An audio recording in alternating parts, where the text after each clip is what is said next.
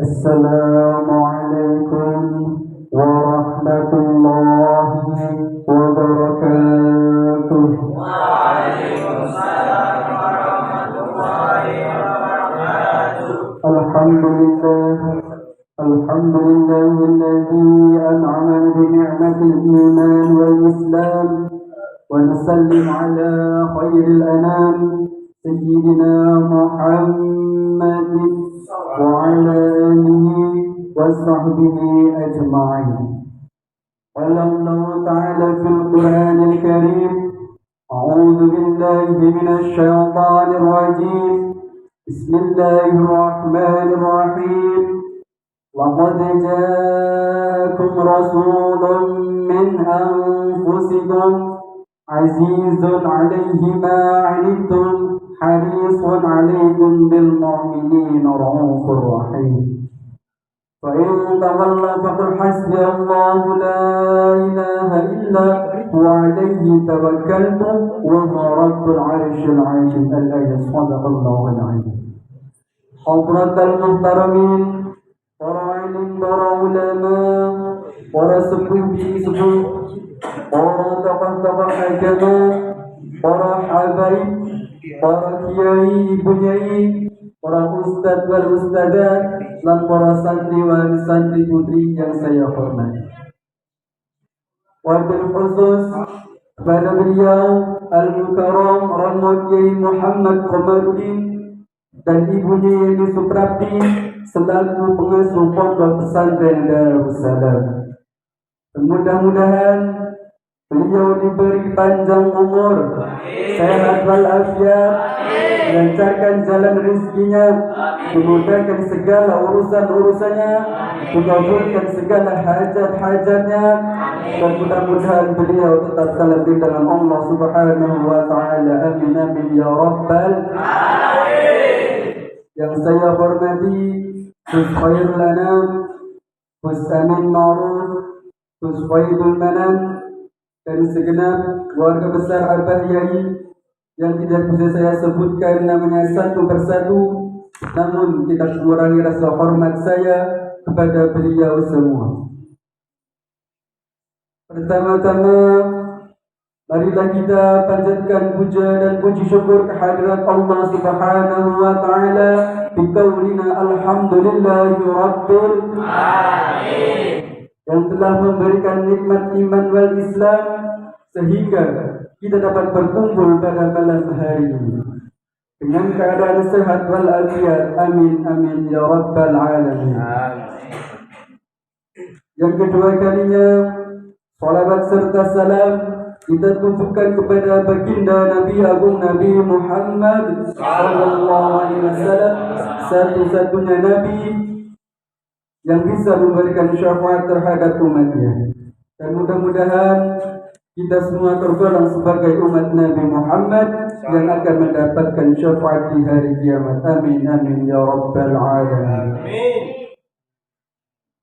Sebelum saya memulai ceramah ini, saya ingin mengingatkan kepada kaum muslimin wal muslimat sekalian bahwasannya tidak ada hari raya yang diperingati dalam Islam kecuali dua hari, yakni Hari Raya Idul Fitri dan Hari Raya Idul Adha. Oleh karena itu, bergembiralah pada hari tersebut, kumandangkanlah kalimat takbir, tasbih dan tahmid sebagai rasa syukur kita pada hari kemenangan. Hadirin yang dirahmati Allah.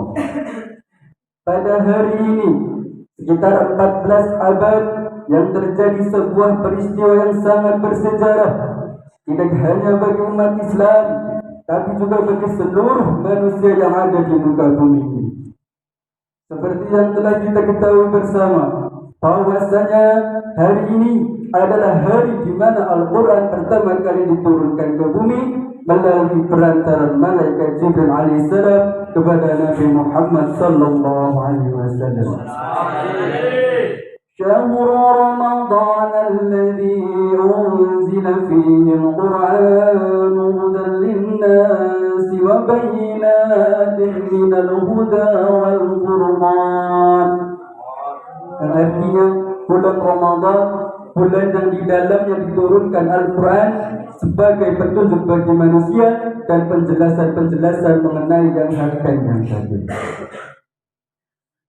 Bulan Ramadan juga dikenal sebagai Syahrul Huda atau bulan petunjuk. Adapun Al-Quran tersebut hanya berisi dua hal, yakni petunjuk hidup bagi manusia dan tanda-tanda kebesaran Allah Subhanahu wa Ta'ala. Namun hal ini jangan disalahartikan bahwa Al-Quran akan senantiasa melindungi seluruh manusia, tentu saja tidak benar. Mengapa demikian? Karena manfaat Al-Quran hanya berlaku bagi mereka yang bertakwa. Jadi Islam saja tidak cukup untuk membuat kita mendapatkan syafaat dari Al-Quran. Jadi seluruh umat Islam yang hadir di tempat ini jangan tersinggung dalam hal negatif mengenai pendapat ini, karena Islam saja tidak cukup, tapi juga harus disamai dengan takwa. Kesimpulan ada dalam surah Al-Baqarah, surah yang pertama kali kita baca pada saat membuka mushaf Al-Quran, yakni Zalikal kitabu la raiba fihi hudan lil muttaqin. Kitab ini tidak ada keraguan padanya dan petunjuk bagi orang yang bertakwa. Sallu ala Nabi Muhammad. Kembali kepada bulan Ramadan. Bulan Ramadan juga dikenal dengan nama bulan wahyu. Bulan di mana seluruh kitab-kitab Allah pertama kali diturunkan. Tidak salah jika bulan ini memiliki timbangan yang jauh lebih baik dari 1000 bulan. Dalam sebuah hadis yang diriwayatkan oleh Imam Ahmad, bahwa beberapa kitab suhuf atau zabur yang diturunkan Allah kepada Nabi Ibrahim alaihissalam pada perbulan-bulan Ramadan. Kemudian kitab Taurat. Kitab Taurat diturunkan kepada Nabi Musa alaihissalam pada malam ke-6 di bulan Ramadan.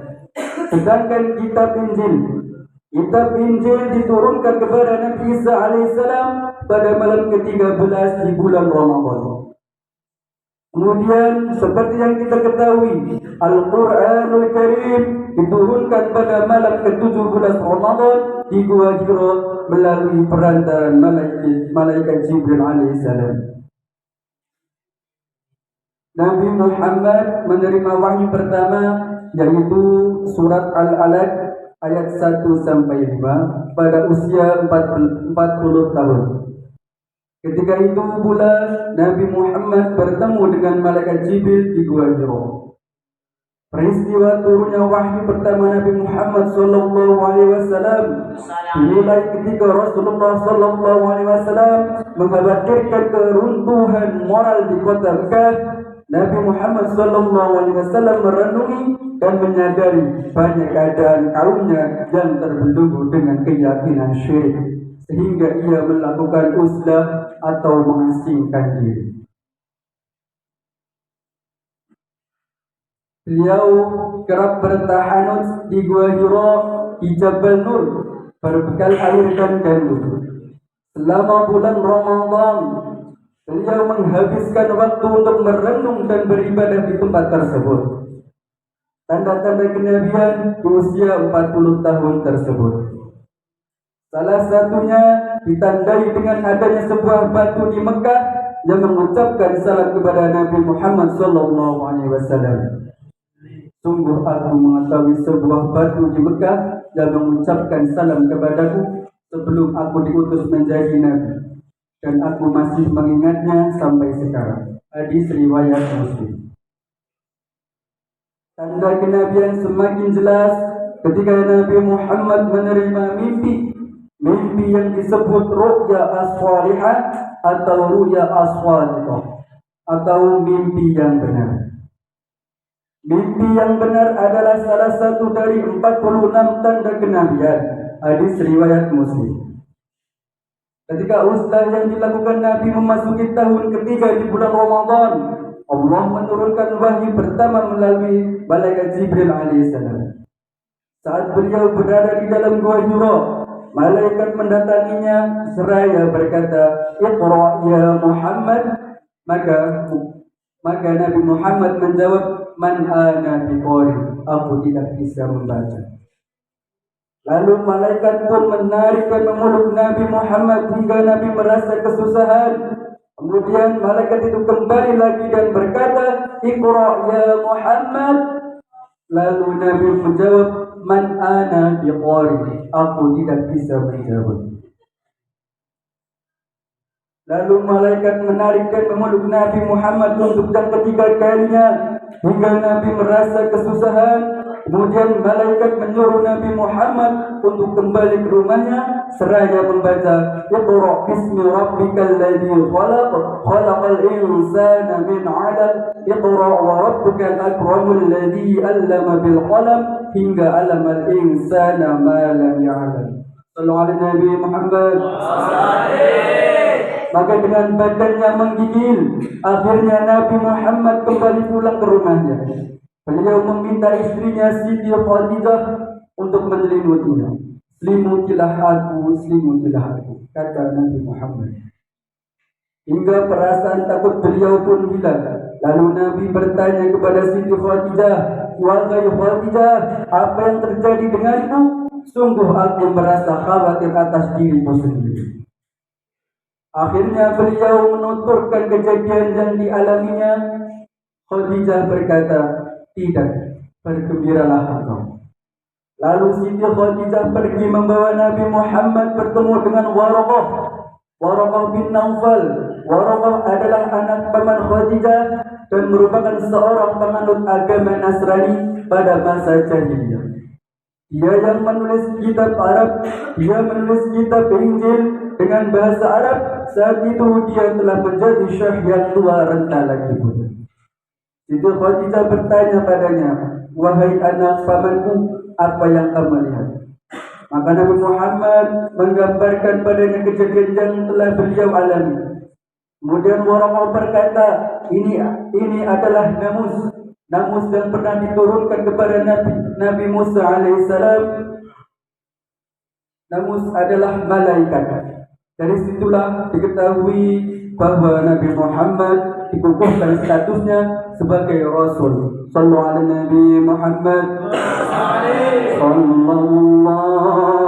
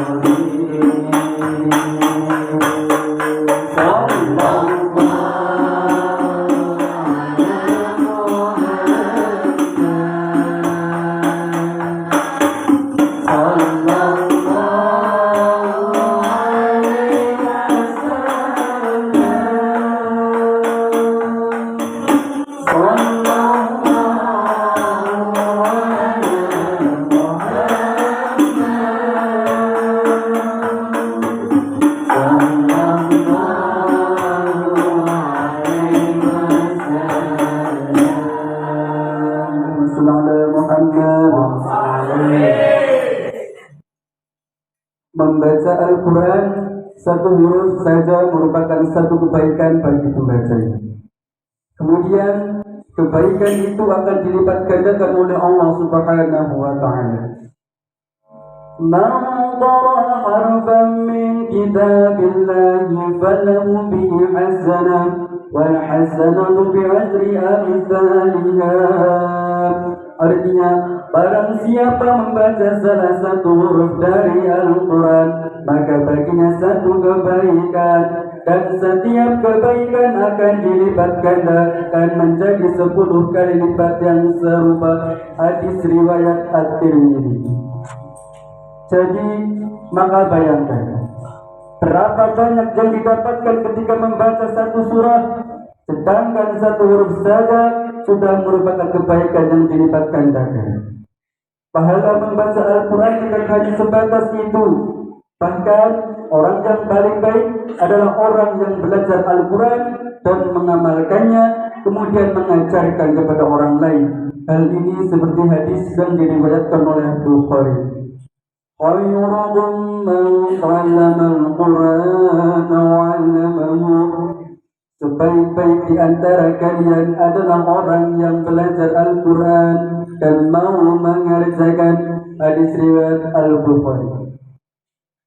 Orang Islam yang baik adalah mereka yang senantiasa mempelajari Al-Quran, membenarkan bacaan, dan mengamalkan perintah yang ada di dalamnya.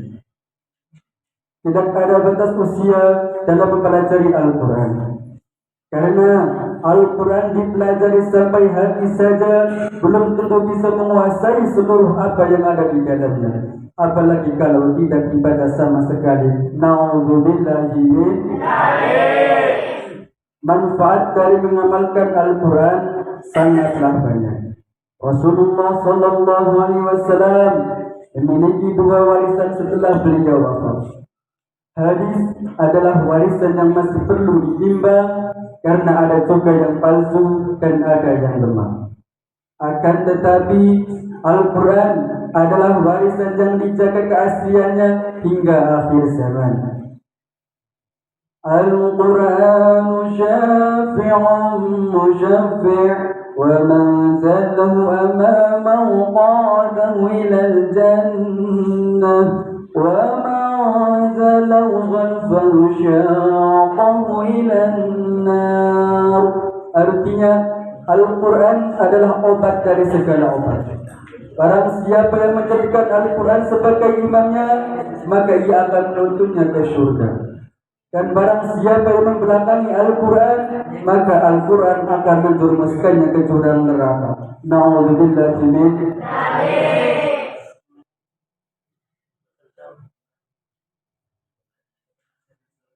Al-Quran merupakan pedoman bagi kita semua di dunia. Jika kita masih memiliki perasaan bahwa membaca Al-Quran adalah sebuah beban yang menyusahkan hidup kita, dan kita masih merasa berat dalam mempelajari Al-Quran, itu artinya kita belum bisa memahami makna sesungguhnya dari Al-Quran. Mengapa demikian? Seperti yang dijelaskan dalam surah Al-Baqarah, bahwa Allah berfirman, Aku tidak turunkan Al-Quran untuk menyusahkan engkau, untuk membebani engkau, tapi Al-Quran adalah rahmat, anugerah dari Allah, hadiah dari Allah, dan obat dari Allah. Dengan adanya malam nuzulul Quran ini harus menjadi momentum kita sebagai umat Islam untuk mengubah cara berpikir kita mengenai Al-Quran, di mana Al-Quran adalah sebagai pedoman kita dalam menjalani hidup dan sebagai obat terhadap hati kita. Dengan adanya malam nuzulul Quran ini, harapannya ke depan kita bisa menjadi lebih baik lagi dalam memahami Al-Quran. Sallallahu alaihi Nabi Muhammad. Cukup sekian kiranya yang bisa saya sampaikan. Mohon maaf apabila ada kekurangan, dan terima kasih yang sebesar-besarnya atas perhatian. Upat disiram santan bahwa Nabi lepas kuda nyuwun ngapunten. Wallahu muwaffiq ila aqwamil thoriq. Wassalamualaikum warahmatullahi wabarakatuh. Waalaikumsalam warahmatullahi wabarakatuh.